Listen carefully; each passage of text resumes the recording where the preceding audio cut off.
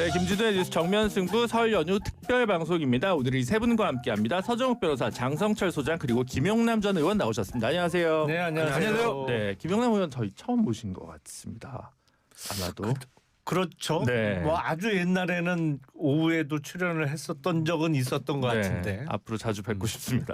근데 다른 데서 워낙 잡혀 있는 게 많으셔가지고. 아니 자주 뵈면 안 돼요. 왜요? 빨리 좋은 데 가셔야죠.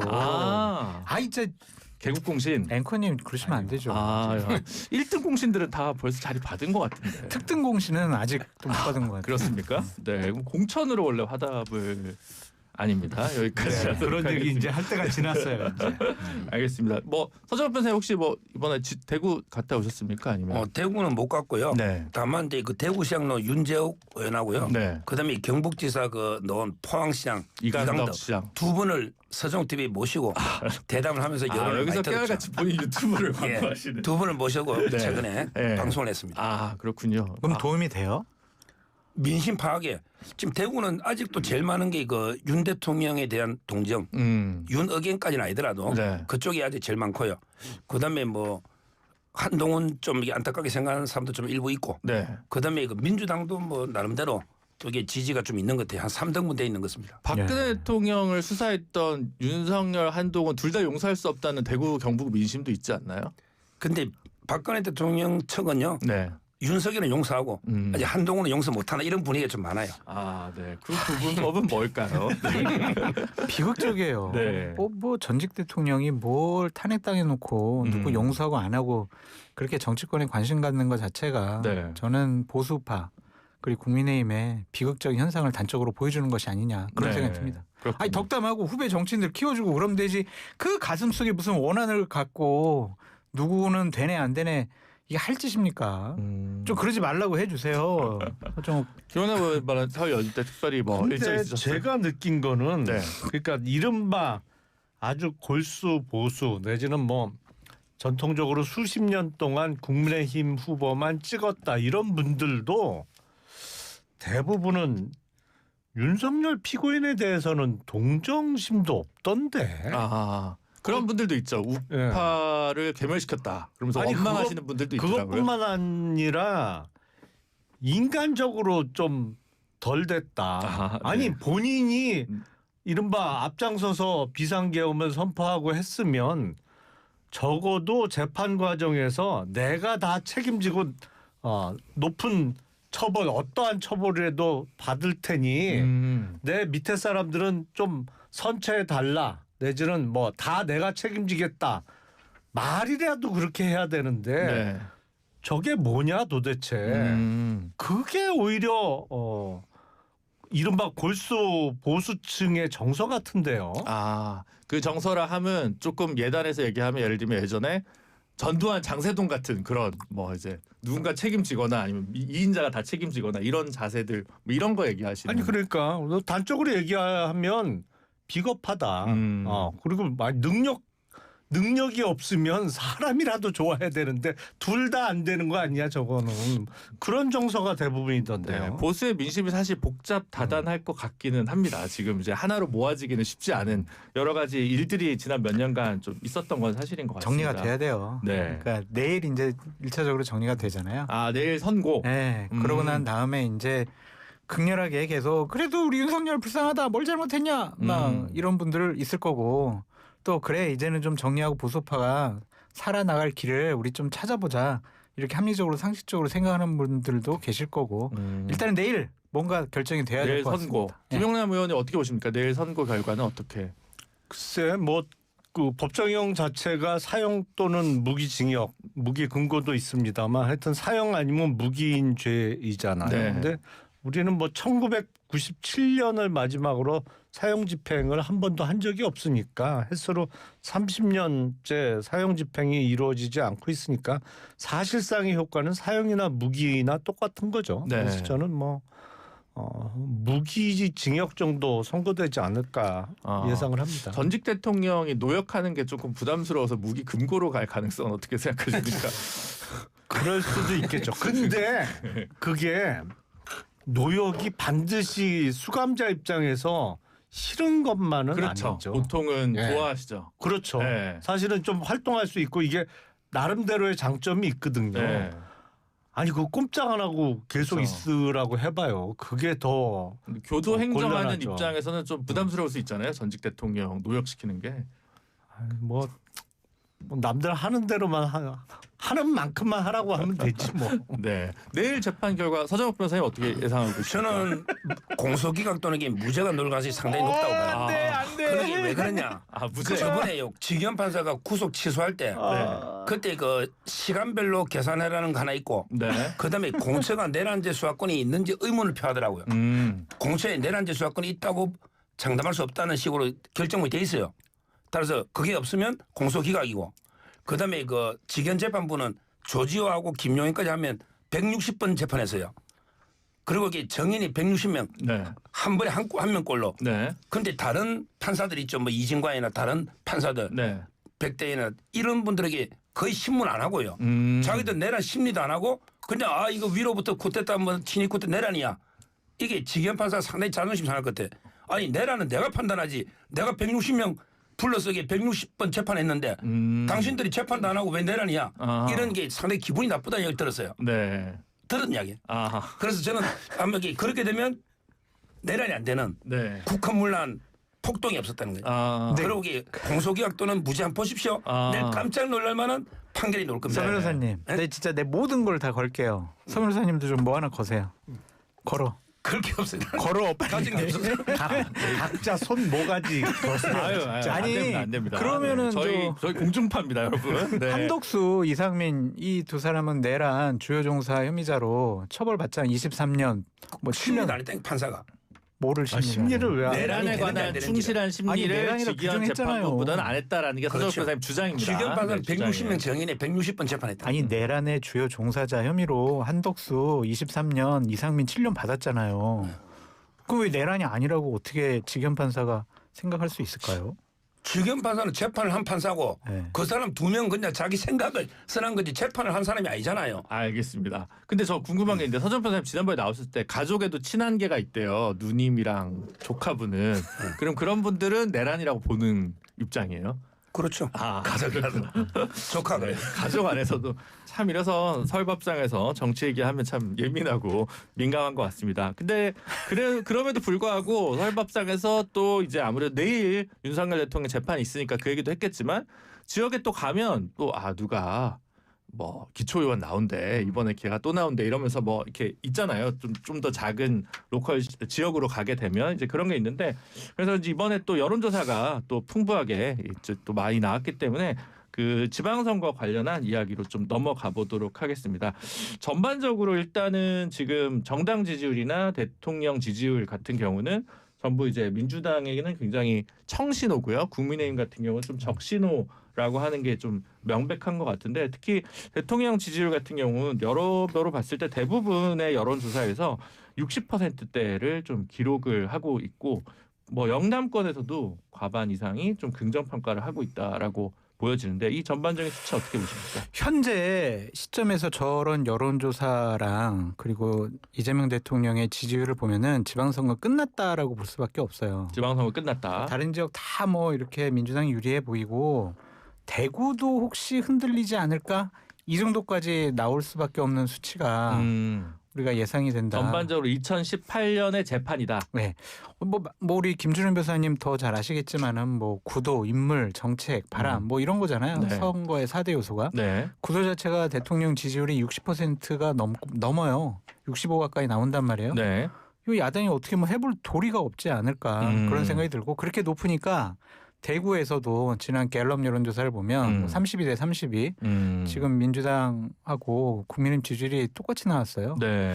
그렇다면 대구도 만약에 국민의힘이 깜이 아닌 사람을 억지로 공천하다 보면 이거는 민주당에게 대구시장 자리도 뺏길 수 있다라고 전망하는 게 그렇게 뭐 어렵지 않다라고 인물에 따라 말씀드려요. 좀 달라질 여지까지도 맞습니다. 있다. 서정 변호사님은 전혀 아니라는 표정으로 저를 보고 계십니다.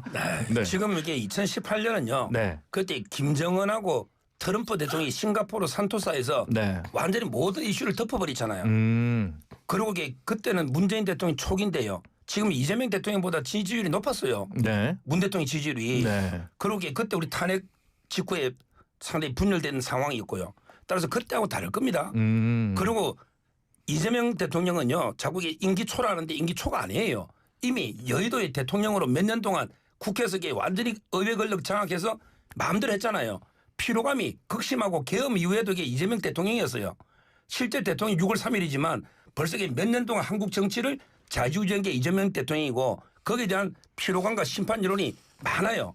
저는 서울, 부산, 경남, 대구, 경북, 거기에 충북, 뭐 이게 수도권, 강원, 인천까지도 충분히 해볼 만하다. 여론조사 수치를 보고 얘기를 해요. 과학적으로 어떻게 어떻게 여론조사 해볼 만해. 하나만 말씀드리면 KBS가 K스탯 리서치에 의뢰해서 10일부터 12일까지 사흘간 했던 무선 100% 전화 면접 방식 같은 경우는 이재명 대통령 지지율에서 긍정 65, 부정 27이고요. 민주당 지지율 44, 국민의힘 21, 그리고 선거에서 국정 안정론이 55%입니다. 55%입니다. 자세한 내용은 중앙선거 여론조사 심의위원회 홈페이지에서 참조하실 수 있습니다. 김영남 의원님. 사실은 아직은 지방선거 열기가 없어요. 바닥은 너무 많이 남은 거예요. 사실 네. 우리나라는 한 달 전부터가 사실상 시작이에요. 그때서 이제 슬슬 발동 걸리기 시작하는 건데 원래 선거 결과하고 제일 상관없는 게 정당 지지도입니다. 아무 상관없어요. 네. 그거보단 차라리 대통령 국정수행 지지도가 오히려 상관관계가 높아요. 근데 그거보다 더 높은 항목은 이른바 정권 견제론이냐 정권 지지론이냐 그거는 이제 선거 결과하고 제일 밀접한 항목이죠. 여론조사 항목 중에. 구도에서 제일 예. 중요하다. 근데 2018년 지방선거가 모든 선거 통틀어서 국힘이 가장 참패한 선거인데 네. 총선 대선 뭐 다 합쳐서 네. 가장 실패한 선거였는데 그때하고 구도가 약간 비슷해지는 거는 맞는 것 같아요. 왜냐하면 그때가 홍준표 당대표 시절인데 그때 각 지역의 후보들이 당대표 지원 유세 못 오게 하려고 로비했어요. 당대표 비서실에 로비했어 진짜. 제발 우리 지역은 건너뛰고 내려가라 그냥. 오지 마라. 오지 마라. 왜냐면 도움이 안 되거든. 표를 깎아 먹으니까. 근데 지금 돌아가는 게 그때하고 비슷하게 연출될 가능성이 매우 높아요. 장도혁 대표가 지금 보세요. 대구 서문시장 가도 인기 없어요. 어디 가면 인기가 있겠어요. 그래서 양상은 비슷하게 흘러가는 것 같아요. 서정욱 변호사님, 이렇게 두 분께서는 되게 부정적으로 보시는데 이제 다르게 보시잖아요. 그런데 뭔가 그러면 달라야 되는 이유가 그냥 그 피로감 말고 뭔가 인물 구도에서 좀 차이 나는 부분이 있을까요? 2018년이랑 비교했을 때. 일단 이제 그때도 다른 게 지금 대부분 이 여당이 지방 권력 여당이 우리 국민의힘이에요. 네. 그때 우리가 2022년에 상당히 압승을 했잖아요. 그렇죠. 따라서는 뭐 서울시장 오세훈 시장이나 박형준 또 충청도의 전부 현역이 국민의힘이에요. 그런데 지방선거는 연속성이 중요하거든요. 일을 벌리라는 것. 따라서 지금 뭐 여론은 그래도 현역 단체장들이 다 일을 잘했기 때문에 다시 한번 기회를 줄 수가 있다. 2018년도는 우리가 다 야당이었어요. 그것도 한번 확인해 보십시오. 네. 그때하고 많이 차이 나고요. 그리고 가장 중요한 게 그 선거는 오만한 사람은 심판하거든요. 벌써 민주당이 다 이긴 것처럼. 네. 지금 벌써 의견 2018 우리가 압승이다 이러잖아요. 국민들은 항상 교만한 오만한 권력을 심판합니다. 그러기 겸손한 낮은 권력이 견제 심리가 있어요. 지방 권력까지 다 민주당이 주면 우리나라 완전히 개딸 전체주의 독재 국가 됩니다. 그렇잖아요. 입법 권력, 행정 권력, 거기다 사법부까지 장악하려고 사법 권력, 그 지방 권력, 언론 권력, 시민단체 권력. 그러면 이게 완전히 좌파공학이 되는데 국민이 그걸 용납하겠습니까? 그러니까 오만하면 선거 때 심판받는 건 맞는데 네. 그건 틀림없는 사실인데 그렇죠. 아니 뭐 소셜 미디어에 사진 잘못 올렸다고 서울시당위원장 당원권 정지 1년 매겨갖고 지방선거 공천권 뺏어오고 이런 게 오만한 모습 아닌가요? 오히려 그게 훨씬 오만하게 비춰질 것 같은데. 네. 최근에 사실 한 10몇 년간 따져보면 대선 이후에 1년 이내의 선거, 예를 들면 이명박 대통령 네. 당선된 이후에 2008년 총선에서 보수 계열이 역사적 압승을 했고 2017년 대선 문재인 대통령 이후에 2018년 지선, 2022년의 대선 이후에 2022년 지선, 그리고 이번 이렇게 있으니까 1년 이내는 아무래도 전반적으로 여당이 좀 유리할 것 같지만 또 미세하게 보면 인물에 따라서 네. 차이가 좀 날 때가 있잖아요. 맞습니다. 예를 들면 지난 지방선거 때도 경기도에서는 어쨌든 김은혜 의원을 김동연 지사가 이제 맞습니다. 꺾었는데 그래서 그런 면에서 봤을 때 또 구도도 중요하지만 광역단체장이 주는 인물이 되게 크잖아요. 그러니까 그렇죠. 구청장 선거에서는 다 여당이 이기더라도 뭐 단체장만 달라진다든가 그래서 광역단체장 중에서 좀 가장 눈여겨보는 곳들 좀 꼽아주시면 어디가 서울로 있을까요? 가야죠 일단. 일단 서울이다. 지금 오세훈 서울시장은 무소속 후보 같아요. 지금 민주당에서도 비판을 많이 하지만 네. 국민의힘에서도 장동혁 대표가 오선한 그런 사람이 있냐. 뉴페이스 오케이 이런 사람으로 해가지고 뭐 이기겠다 이런 식으로 얘기를 하고 있잖아요. 자기가 소속된 정당의 당대표와 정당에 소속된 의원들 몇 분으로부터 상당히 공격을 당하고 있어요. 무소속 후보처럼 행동하고 있는데도 최근 네. 나온 여론조사를 보면 정원호 구청장하고 비슷한 수준으로 박빙으로 나온단 말이에요. 이거는 구도를 넘어선 인물론에서 좀 우위를 점하고 있지 않을까. 그런 좀 그러면 생각이 아까 들고. 얘기한 2018년 지선에서 네. 대구 경북만 국민의힘이 이겼지만 원희룡 지사는 제주도에서 무소속으로 당선이 됐습니다. 그렇죠.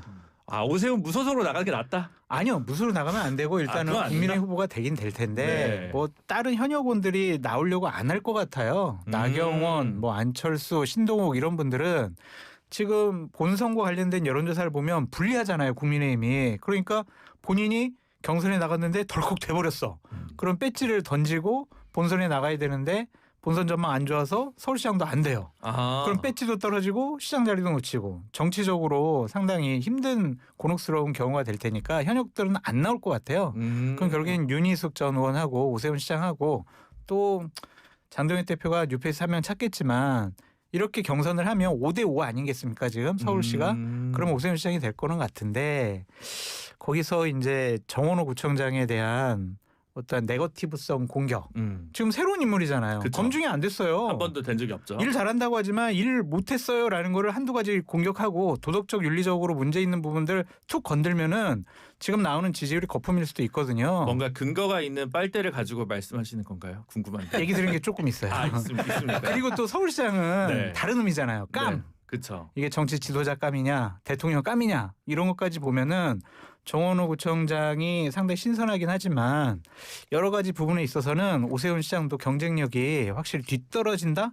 현재 나오는 여론조사처럼 뭐 한 10% 뒤지는 것도 있던데 그렇게 쉽게 뒤지지는 않을 것 같다라는 좀 생각이 그러면 들어요. 오히려 그것 때문에 역으로 민주당에서 예를 들어 지금 뭐 한 2등 정도 하는 게 3선의 박주민 의원한테 가능성이 있다? 아예 그건 없는 것 같아요. 아, 그건 또 이미 아니다? 뭐 정원호 구청장은 대통령 픽인데 그거를 뛰어넘어서 민주당 지지자들이 선택을 할까? 그건 좀 아닌 것 같아요. 네. 김영남 의원 어디를 제일 눈여겨 보십니까? 지방선거의 꽃이죠. 서울 선거가. 네. 네, 다른 지방선거는 그 지역적인 관심은 많을지 모르지만 전국적으로는 자기 지역하고 서울 보는 거예요.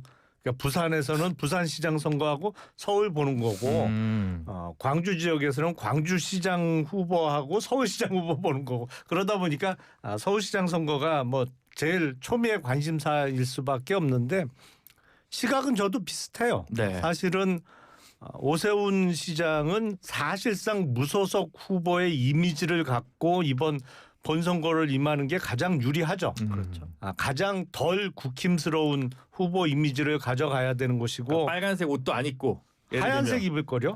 예전에 이재호 의원이 은평구에서 재보궐인가 나갔을 때 자전거 한 대만 타고 다니면서 그렇죠. 다른 사람 아무도 오지 말라고 네, 했어요. 맞아요. 그런 선거 전략. 지원 유세도 거부하고 뭐 네. 이런 식일 텐데 이번에도 적어도 수도권 아니라 웬만한 지역에서 장동혁 대표 지원 유세 와달라는 후보 거의 없을 거예요. 도망가야죠. 그러면 도망갈 거예요 네. 서로. 그러면 한동훈 전 당원의 지원 유세를 바랄까요? 둘 다 거부할 것 둘 다 같은데 거부할 웬만하면 둘 다 오지 마라. 그냥 내가 내 힘으로 치르겠다는 후보가 대부분일 것 같아요. 왜냐하면 도움이 안 돼.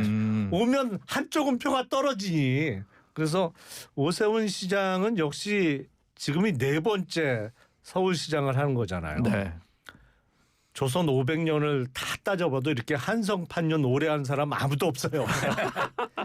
이번 하면 5번째인데 네. 그게 가장 약점일 수도 있고 장점일 수도 있는 거죠. 이른바 안정감이라는 측면에서는 장점으로 작용할 거고 도대체 4번 하고 2번 하면 5번인데 그동안 한 게 뭐 있어라는 측면에서는 가장 취약점이 될 터인데 글쎄 장도혁 대표가 지금 하는 발언으로 봐서는 후보 교체 시도가 있을 수도 있다는 취지로 들리는데 아니 대선 후보도 새벽 3시에 갈아치우려고 했었으니까 뭐 하려면 못할 건 없을 텐데 네. 그렇게 되면 만에 하나 후보 교체를 하게 되면 TK 선거도 어려워질 거라고 좀 네. 봐요. 그 서울시장 후보 교체가 TK 민심에도 영향을 끼치면서 네. 어쩌면 잘하면 대구시장 정도는 민주당에서 이길 수도 있겠다라는 생각이 들어요. 하지만 대구 경북 통합이 된다면 어렵겠죠. 그러니까 약간 성격이 틀리죠. 네. 선거 판세를 분석하기에 대구하고 경북은 또 다른 다르니까요. 네. 또 다른 판이죠. 그건. 서울 선거 여전히 보수가 강세가 가능하다. 저는 뭐 서울에 그 오세훈 시장이 선전할 걸로 본선에서 네. 그 보고 있고요.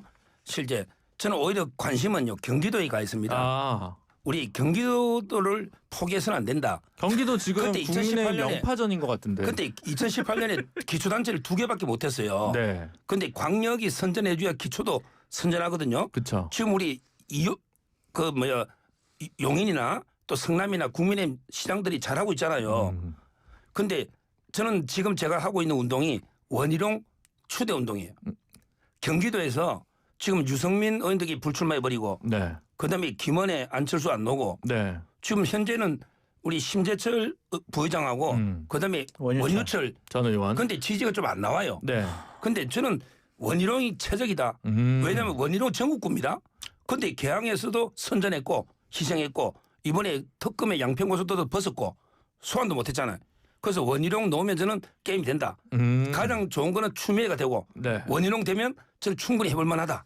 이렇게 보고 있어요. 그러니까 이게 경기도를 우리 잡아야 돼요. 토론이 네. 권투면 권투, 태권도면 태권도 해야 되는데 네. 권투하다가 갑자기 그냥 아니 기초단체 광역 의미 있는데 하나 찍으라 하니 아. 다 서울 하니까 저는 경기도를 원희룡이 왜 나와요? 거기 지금 제주도지사하고 지금 개항을 해. 개항으로 옮겼습니다. 아니 옮겼다고 하더라도 거기서 출마했다가 그럼 인천 갔다가 제주도 갔다가 그럼 경기도로 와요. 그게 말이 돼요? 전국구니까 서울- 개항이나 경기도나 뭐 지금 한 번도 지금 드러난 알겠습니다. 적도 그러면 없는데. 영남으로 얘기를 좀 편하게 바꿔볼게요.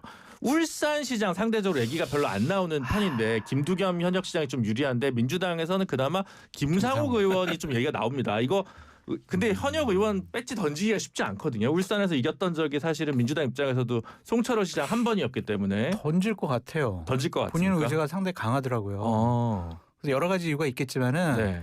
본인이 이제 울산시장 선거에 좀 도전을 해서 좀 지역에 보다 더 큰 정치인으로 거듭나고 싶다라고 하는 것 같은데 김상욱 의원에 대한 호불호가 상당히 좀 많이 갈리는 것 같아요. 지역에서도. 네. 네. 그래서 과연 쉬울까?